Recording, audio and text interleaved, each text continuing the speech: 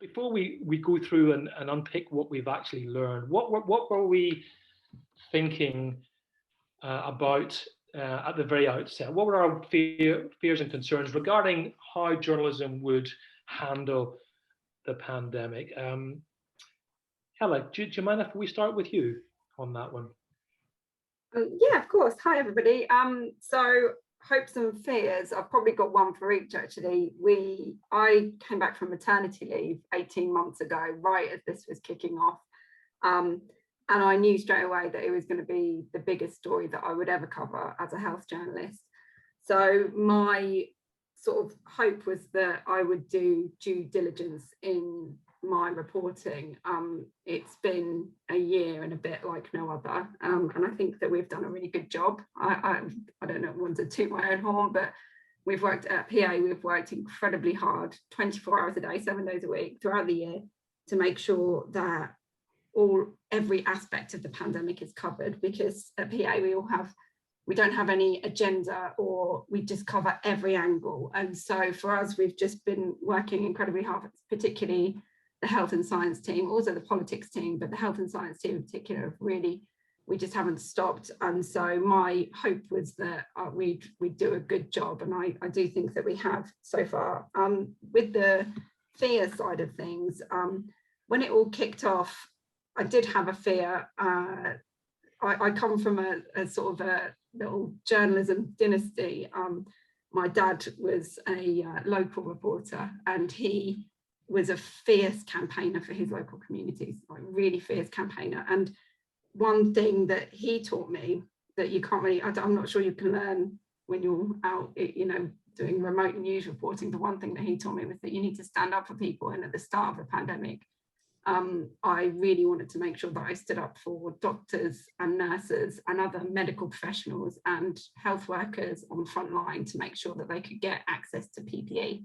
And I think that we did a really good job of making sure that the message was hammered home, because on one hand, you've got Matt Hancock saying we've delivered 7 million pieces of PPE, when on the other hand, you've got doctors saying, I've just had to order myself a face shield off Amazon, and another doctor that called me in tears saying that she'd hidden equipment in a hospital cupboard so that she'd definitely have some for her next shift. So my fear was that I wouldn't sort of be able to do that sort of level of campaigning journalism, because obviously at PA we're very neutral, but I think even with maintaining that neutrality, we managed to get the message across that there was a desperate need there. So yeah, that's me for my biggest hopes and fears.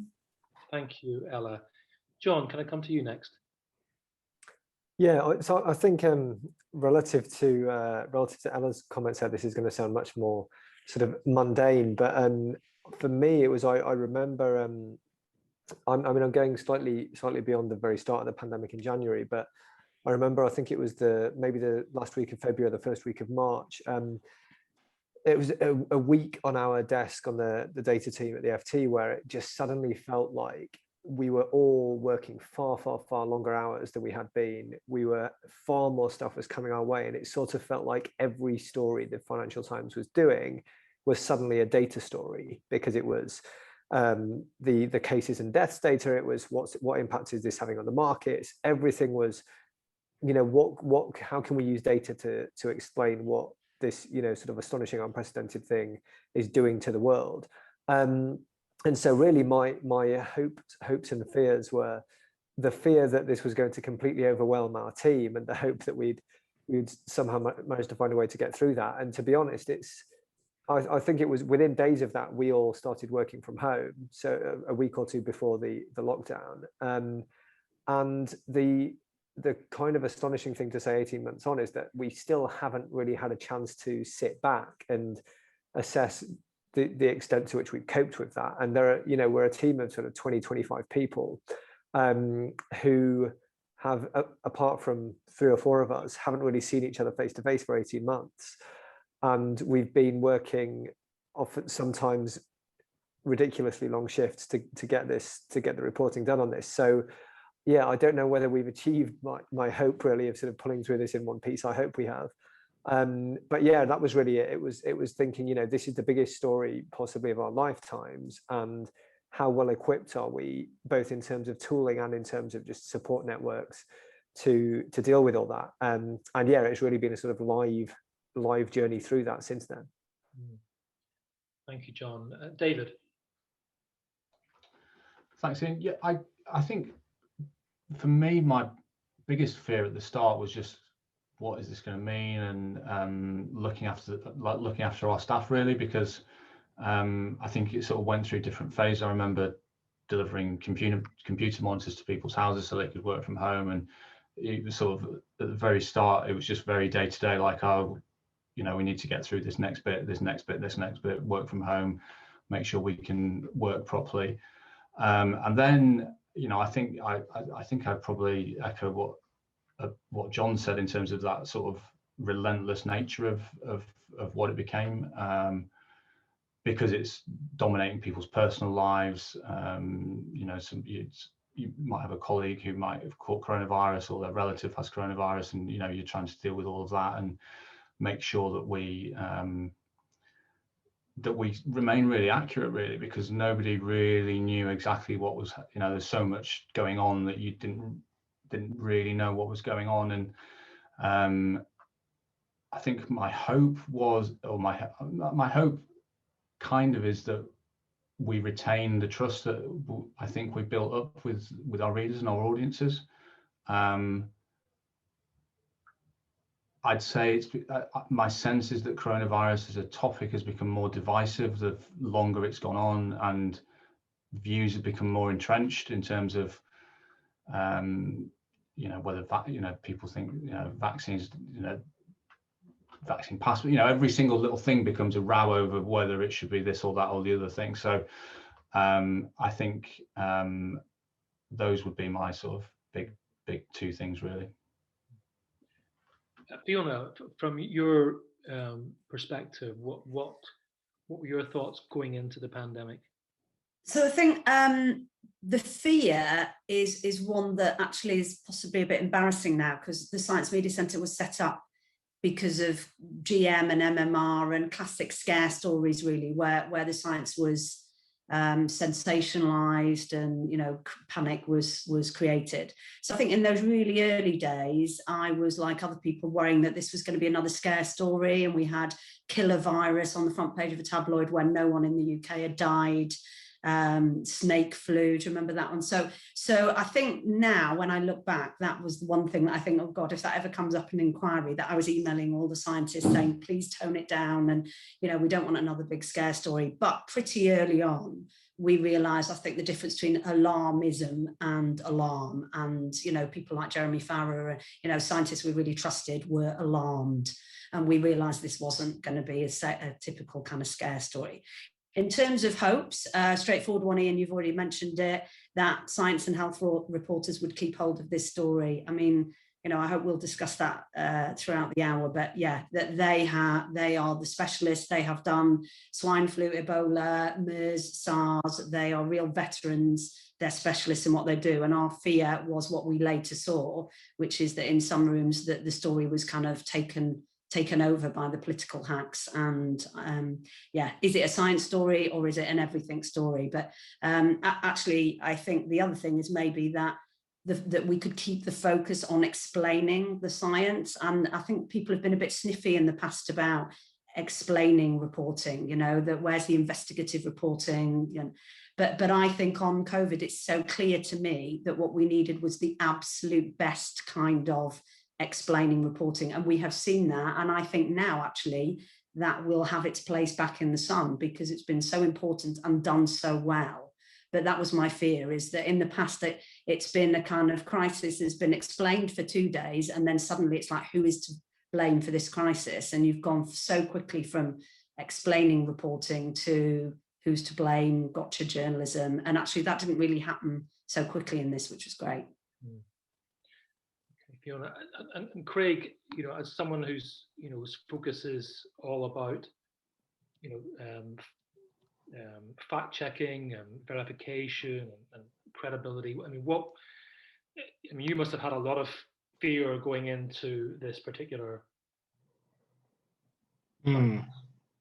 Yeah, I mean, I can start with the hopes, because that's a bit nicer. And then there's all the fears. But I guess the hope for me was, you know, I come from a different perspective as sort of a researcher at the Reuters Institute. We study news audiences, news behaviors. So, you know, we've been seeing these declines in news interest, news engagement, people substituting news with Netflix, things like that, declines in news trust. So the general hope for me was that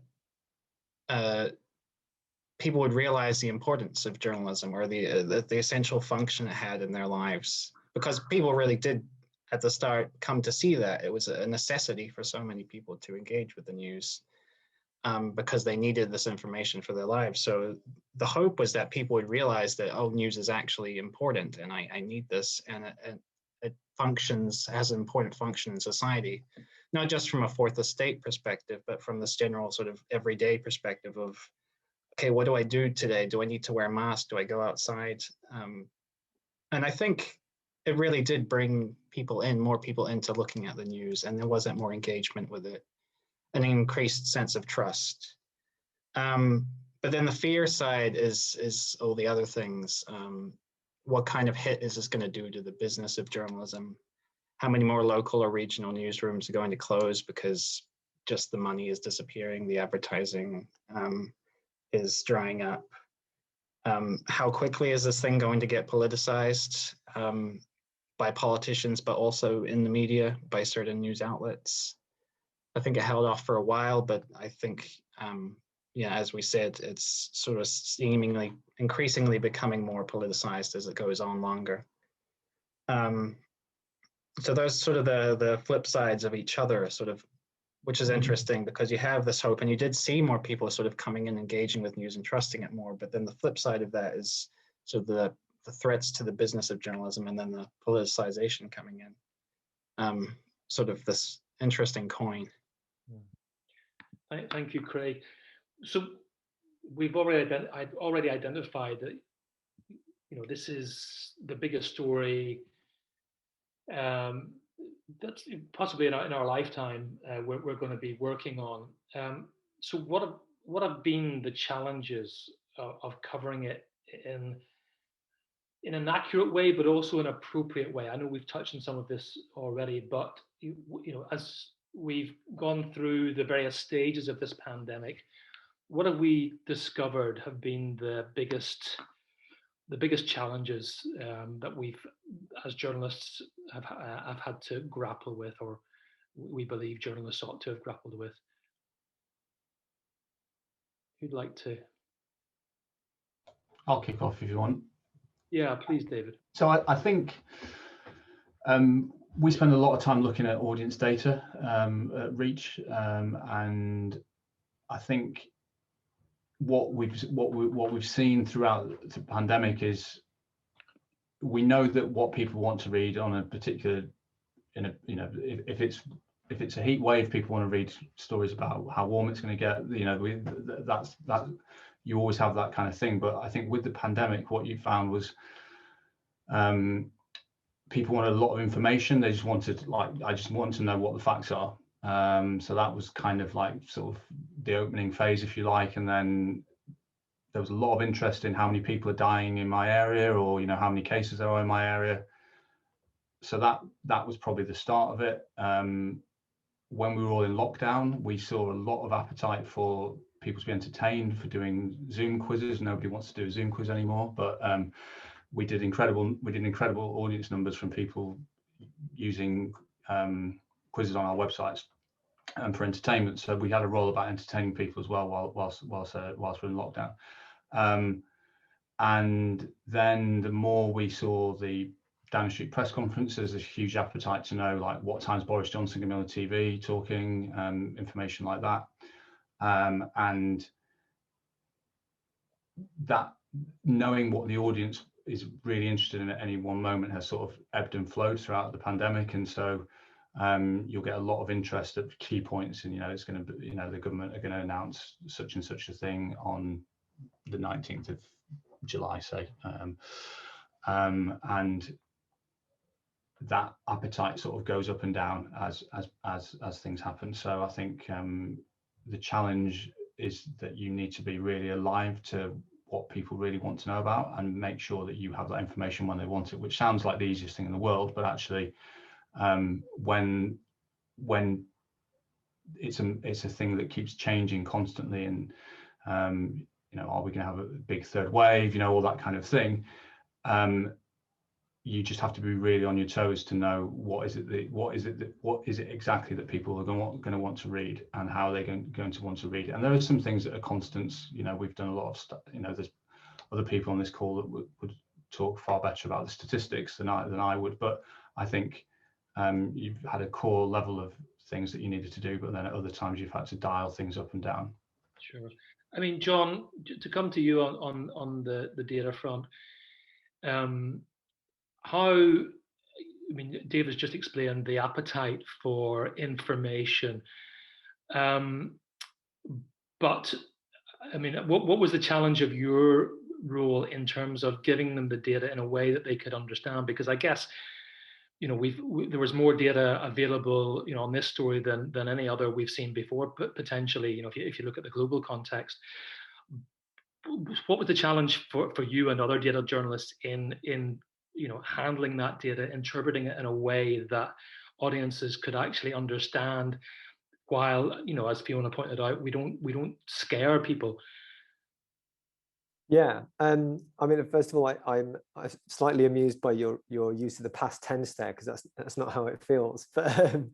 But yeah, it's that. I mean, it's been a huge challenge, because I would say, because, you know, David talks about cases and deaths in the local area and that kind of stuff, and I think the Public Health England team who run the UK's dashboard, that I think tens of millions of people have become familiar with, I think they've done amazing work in making that kind of stuff easily accessible. But the tricky thing for us has been, there've been a lot of times when the story that you really need to tell and the data you really need is not just sitting there in a spreadsheet or something. And so, you know, I've, over the last 18 months, I've worked with data from probably, like, I've directly gone out and got data from probably 30 or 40 countries around the world in different languages and different formats, and had to get around GDPR in order to access data from, like, over proxies in Mexico and literally crazy stuff like that. And I think, yeah, the challenge has been trying to do this sufficiently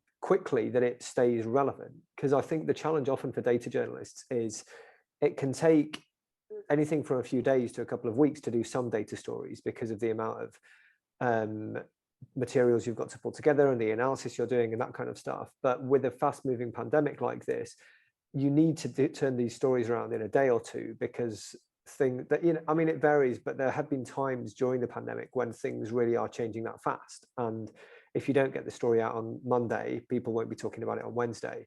So I think a lot of the work that we at the FT have done to sort of, that I think has been most valuable is working out how to make those processes faster. So we've had like 3 or 4 of us working on setting up tools so that anyone in the team can more easily grab data from all sorts of different parts of the internet for all sorts of different countries, and that any reporter who wants to check the latest UK data on vaccinations or cases in different areas, we've got internal tooling that allows them to do that.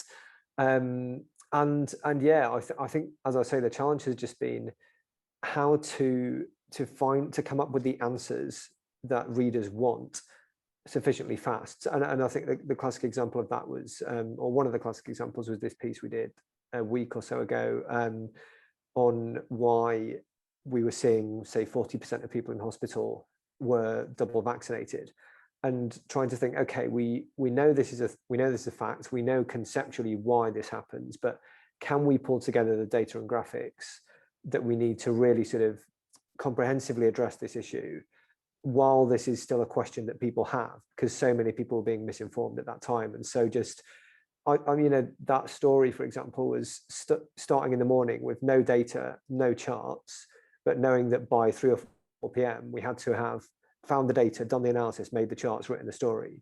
So yeah, I think the challenge for us has been how to do all of the stuff that used to take us a few days in one day. And a lot of that has been tooling. A lot of it has just been getting into the rhythms of this stuff. But yeah, I think just trying to do data journalism on quick turnaround has been a real challenge in and of itself. Thank you, John. Ella, we've already mentioned the daily briefings that the Prime Minister and others have given, but I know that's just one of the briefings that health correspondents like you have had to attend on a regular basis.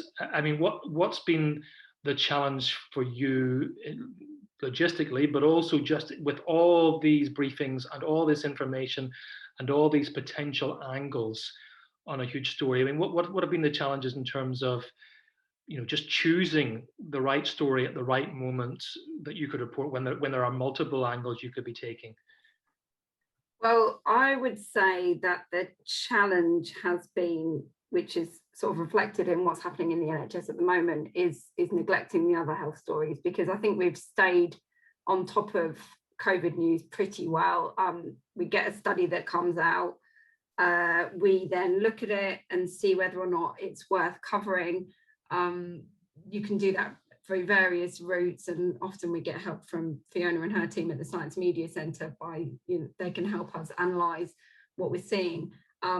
But then we get that out, and that some of those are relentless. We can have, you know, multiple COVID studies in a day that are released, and then some are obviously more important than others. You know, vaccine efficacy is always an important one, whereas you might get something about that's a little bit less important. Just off the top of my head, it would just be sort of attitudes towards lockdown, just because we've had loads of those and they've been coming ever since the start of the pandemic.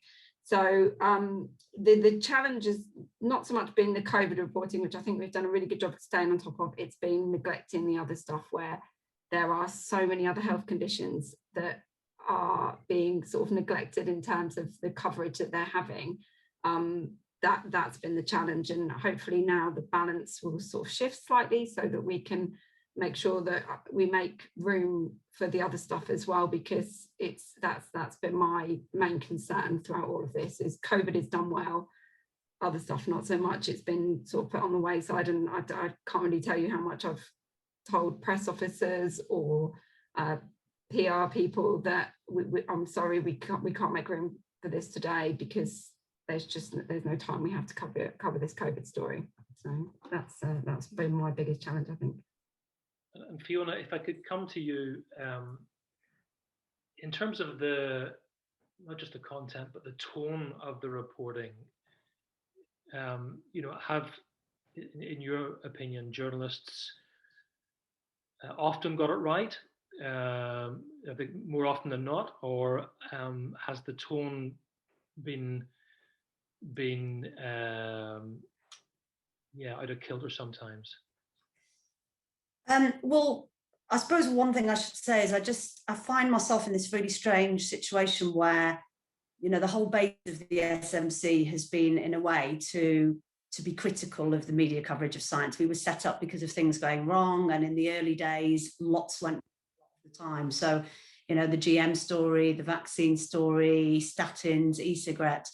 But I'm overwhelmingly positive about the media coverage of COVID-19. I think it's that if it's a chapter in a book on science and the media, it's an outstandingly good chapter. So I want to say that first, and I do credit the science and health journalists for that. I mean, you know, Ella makes the point that PA doesn't have an editorial line, and actually a lot of times, even the papers with an editorial line, like the, I don't know, Mail, Telegraph, Guardian on pro-lockdown, anti-lockdown, or whatever, their science and health reporting remains pretty straight.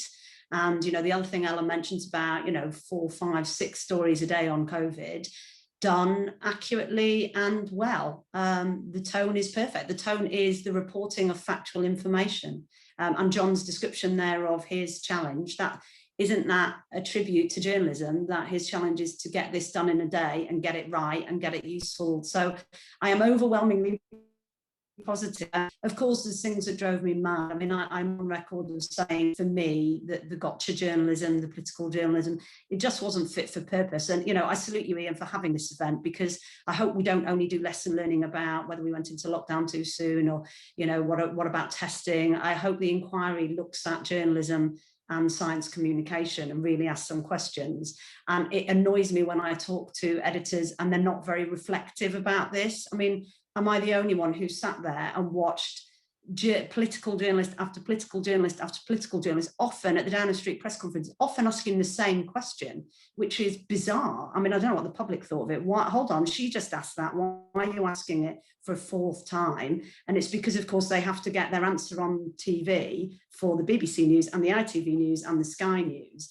And that classic, you know, Beth Rigby, I'm sure she's a great journalist, but, you know, Prime Minister, you stood here 3 weeks ago and said X. Now you're standing here and saying why. How should anyone trust you? And you just think, on days like that, I was screaming at the television like, this is a pandemic. This isn't Brexit. This isn't politics. This is a pandemic.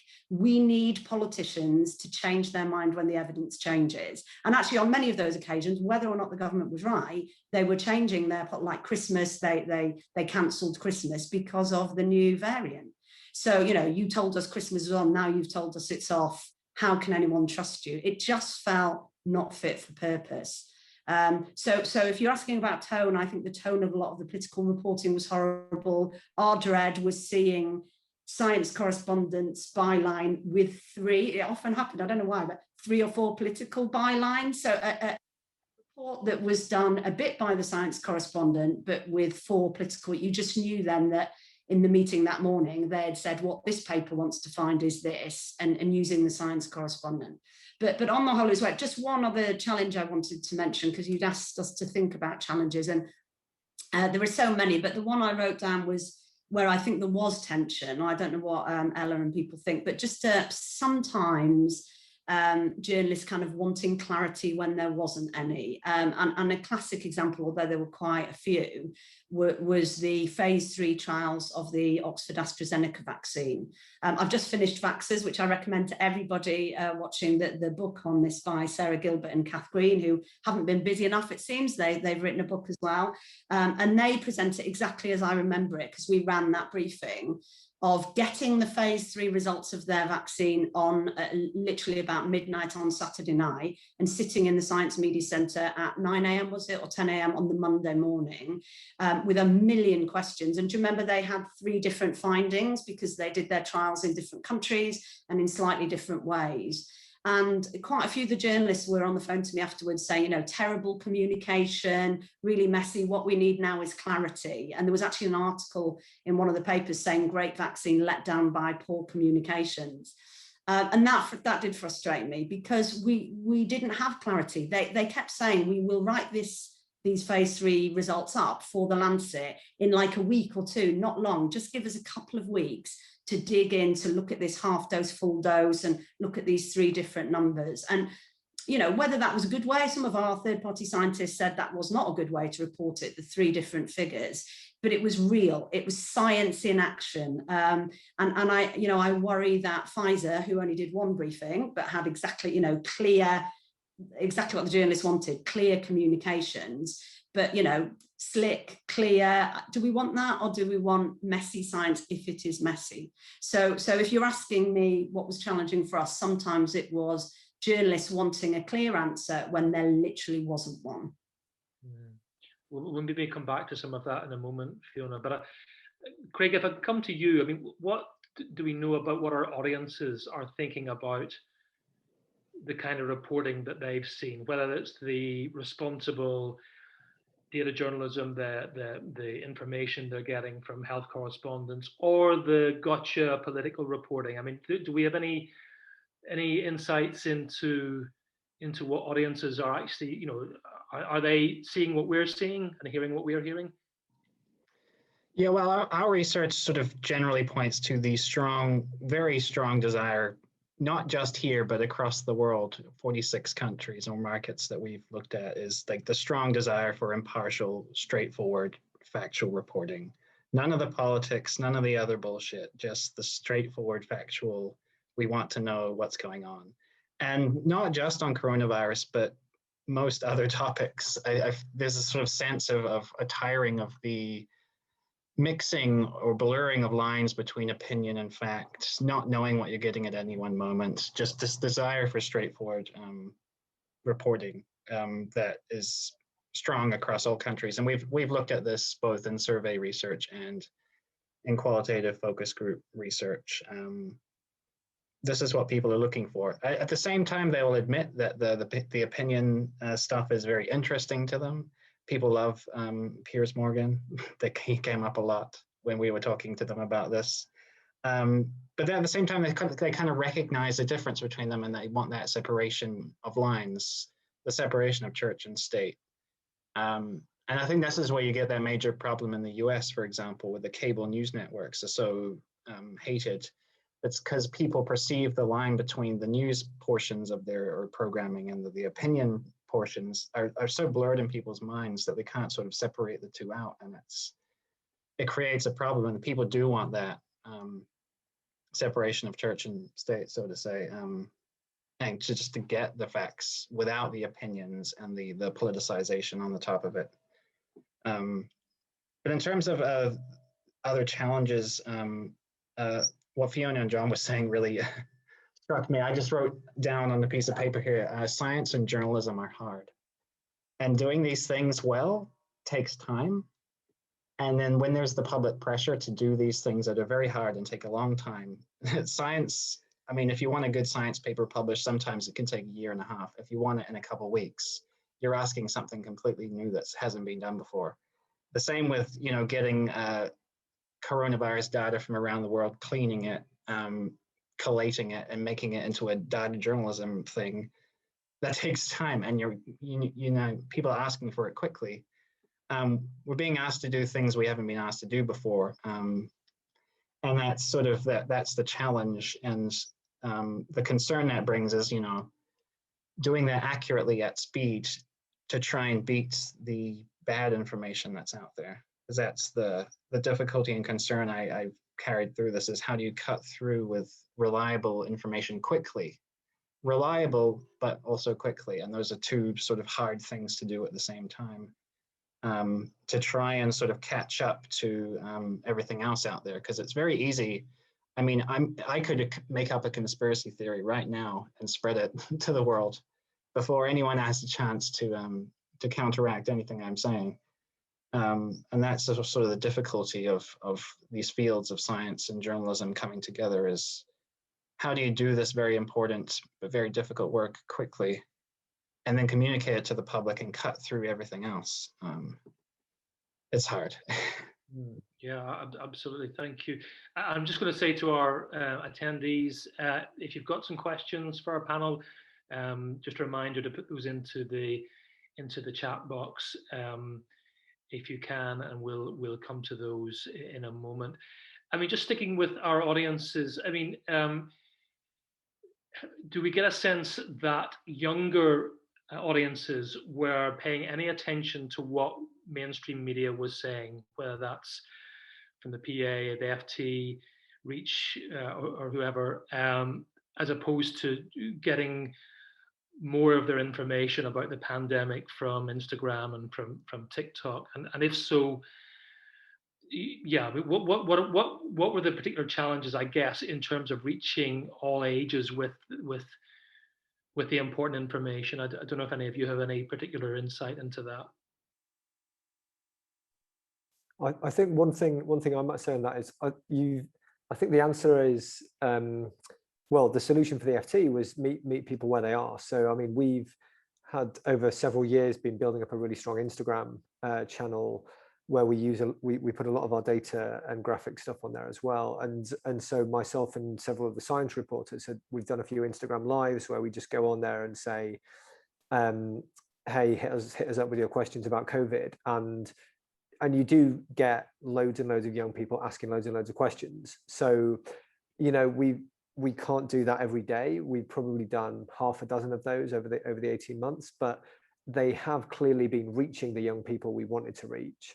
And even if half of the audience is they've got that on one screen and TikTok on another, at least we've been we've been out there and available. So yeah, I think for us, it's been really pushing hard on social media and trying to find the specific social media channels where young people are. Well, just a final couple of questions from me before we go to our the questions in the chat box.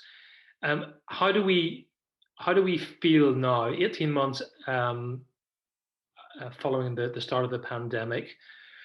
How do we feel now about the future of journalism? Like, I mean, what a huge, ridiculous question.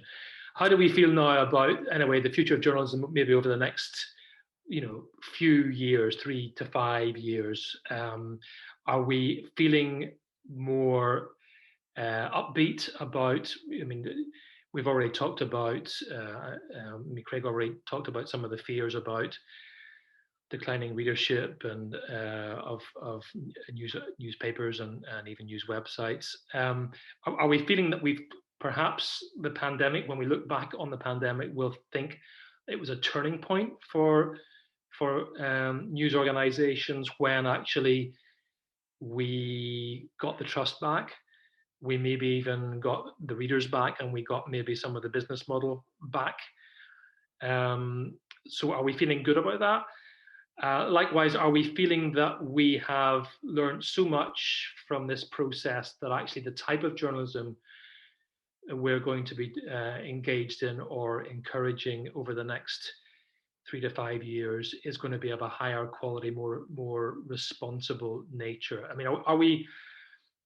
Yeah, I guess it comes back to the hopes and the fears again. So, panel, who wants to kick off now with their hopes and fears at this point onwards, before we go to our questions? Ella, thank you.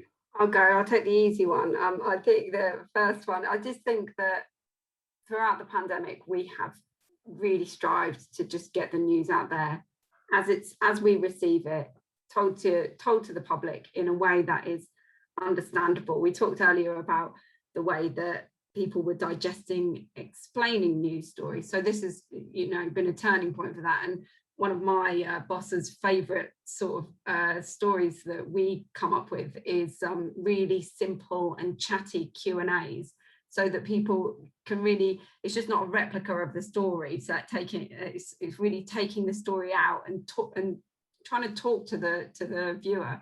I think that going forward, we've already mentioned that this is a topic that's becoming divisive. But I think going forward, I just hope that we can continue with the factual reporting of the science and the health policy as it comes, as it's needed by the public. And that's just my hope going forward. Thank you. John, I mean, you've talked about how you've had to learn to do stuff an awful lot quicker and with all kinds of new tools. I mean, has this elevated data journalism to a new level in terms of both how we do it, but also literacy in terms of how people are able to consume it? Yeah, I think two of the nice things about the sort of silver linings to the cloud of an 18 months we've had for us is that, firstly, yeah, for us as a team, I think the fact that we've had to do a lot of this stuff, and things like being able to obtain data from all over the world in different formats, different languages, put it in one place, and then make it available for the rest of the newsroom, is something that would have been our sort of 5-year goal, and we've had to compress that into 18 months, and we've managed that. And it means that we've got now people in our team with skills and tools that they absolutely didn't have 18 months ago. And so we've been able to hire people recently into essentially a much more mature data journalism team than we were. And then, as you alluded to there in the question, I think in terms of literacy in the audience, I think it's really helped. People are far more familiar talking about numbers now. People have been used to seeing charts on their screens, whether that's mobile phones, computers, or TVs, so many times over the last 18 months. And I think that can only help in terms of readers now not being surprised or slightly sort of alarmed when they see a chart, but thinking, oh yeah, this is a graph. Like I see these in the news all the time. So I think both for what we've learned as a team and for, I think, audience familiarity with and expectation of data and graphics, I think, yeah, there've been big steps forward in both of those. Thank you. And David, I mean, are you optimistic? I mean, I saw some stats today, I think from Reach, about actually Reach now is employing more journalists, I think, than it did in 2019. Have you and other local and regional media organisations turned a corner, do you think? That's a good question, Ian. I guess we had a very difficult year last year, so we did have to lose people last year, because, you know, like lots of businesses, we faced a decline in revenue, you know, overnight very quickly, but then it recovered. So, but we still had to lose people. This year is been far more positive, and actually, you mentioned Reach yesterday. The company results. I've worked at the company since 2007, and our chief financial officer said that this is the first time since 2007 that we've reported like-for-like increase in revenues. So that's quite dramatic for somebody like me. You know, I've seen a lot of my colleagues made redundant. I've had to make people redundant. You know, it's difficult when you do those things. I think I am optimistic about the future because, you know, it's not just Reach that's hiring journalists at the moment. A number of regional news groups are hiring journalists at the moment. I think the way that the world has had to become more digital in so many different ways, the acceleration of those trends that were already existed before the pandemic, of course they did, but that acceleration has meant that perhaps advertisers or companies that were thinking about how do we operate in a digital world, there's more money going into digital advertising than there's ever been. So you know, if you're a company like Reach, you don't have to have the whole pie, you just need a bit of that pie. So we know that Google and Facebook dominate. But so yeah, I think I am optimistic for all the reasons I've given, and you know, we've been through a tough 18 months, so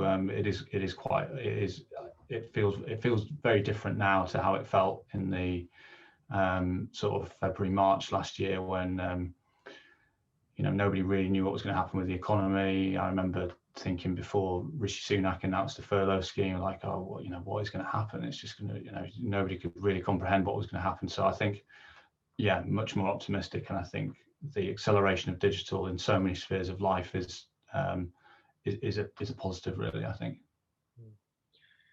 And Fiona, I mean, are you optimistic about, you know, what we've learned, the best practice that we've seen in terms of medical and science reporting? Is that something that can be maintained and you know, continue to be at the forefront, or do you worry that we perhaps might just slip back into old habits?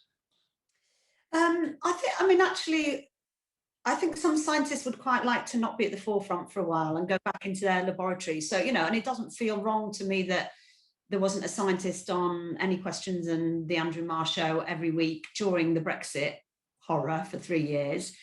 So I certainly don't want scientists to be celebrities or scientists to be famous people who go on Andrew Marr every week. I'm not looking for that. But for me, the big hope, the COVID dividend, is this protecting the space for science and health specialists.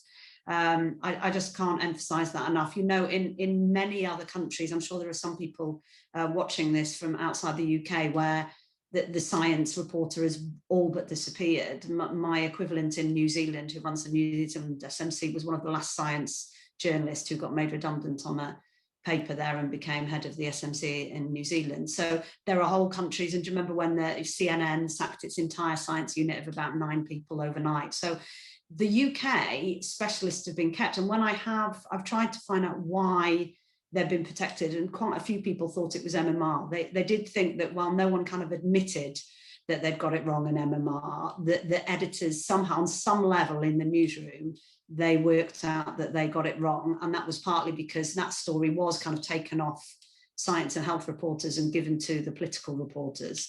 So I think we were in a good position before COVID with our science and health specialists, and I hope that's really reinforced. In terms of my other point earlier about political journalists, I do hope that we have some reflection on this now. I mean, they do dominate newsrooms. There are lots of science journalists who told me that even during COVID, they weren't invited to the morning meetings. The political journalists go, the science and health don't go. Some of them had to battle to go to the Downing Street press conferences, which latterly you saw more of them, but at the beginning it was all the. So I just, and I read every, you know, political spin doctor's diary. I have done for years. And recently I read Jeremy Paxman's memoir and John Humphrey's, and it's really remarkable. You know, they are known as the kind of big political hacks, the gotcha journalists, and they both say openly that they think it's poisoned national life, and it's had the impact of making politicians lie all the time and employ armies of spin doctors, and the Alistair Campbells, the Dominic Cummings.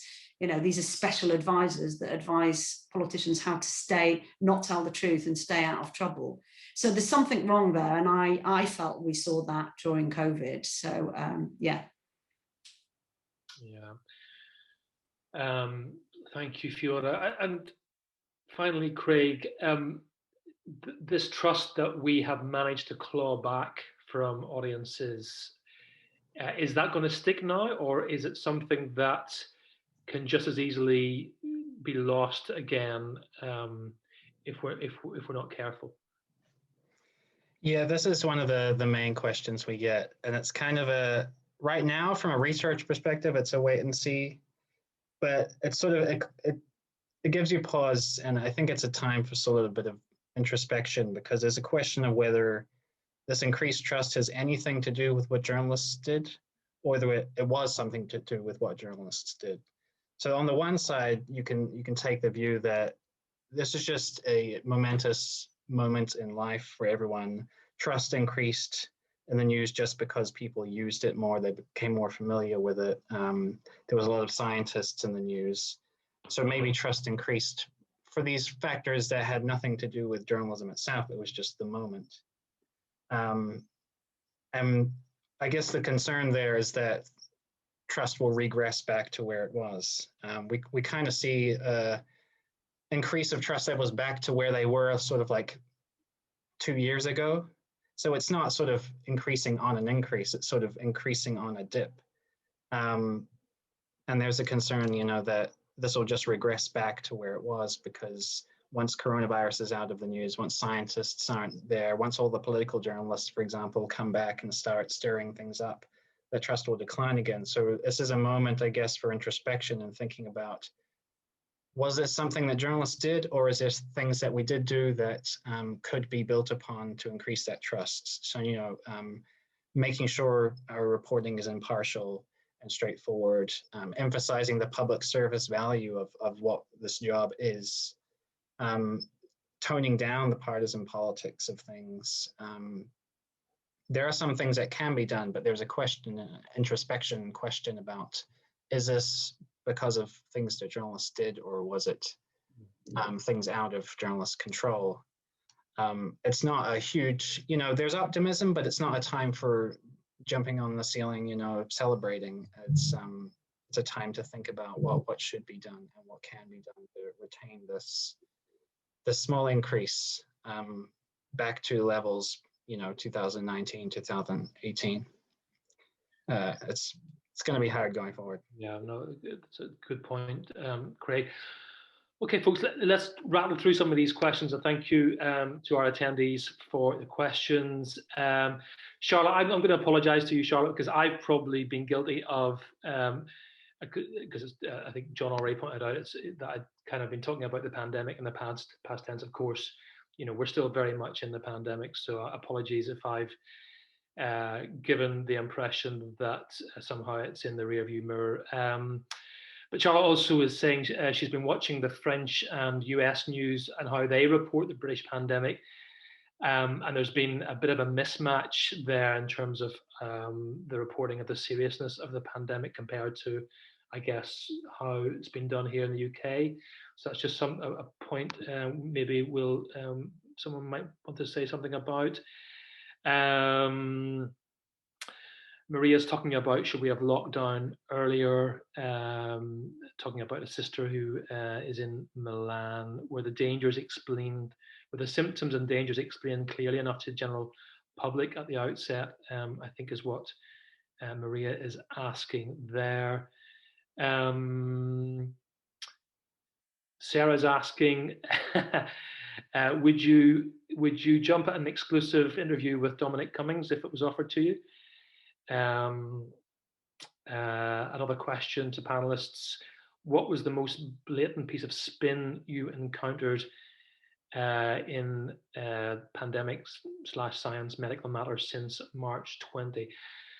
Oh, right. And anybody want to take any of those particularly? Any takers for a Dominic Cummings interview? Yeah. Or did we get reporting right at the very beginning, and did we would a different kind of reporting meant an earlier lockdown perhaps? Don't know if anybody wants. I can have a share of that. I won't comment on the political side of stuff and the lockdowns and things like that, but I think that we reported the information as and when we got it. So like Fiona mentioned earlier, sometimes people were saying 3 weeks ago you said this, and then later on you said this. That's because the science literally changed that quickly in our knowledge of what was going on with the pandemic. So the second that we knew about stuff, we started reporting it faithfully, as getting as much information as we can and passing it along. I mean, the first thing, again, a divisive topic is masks.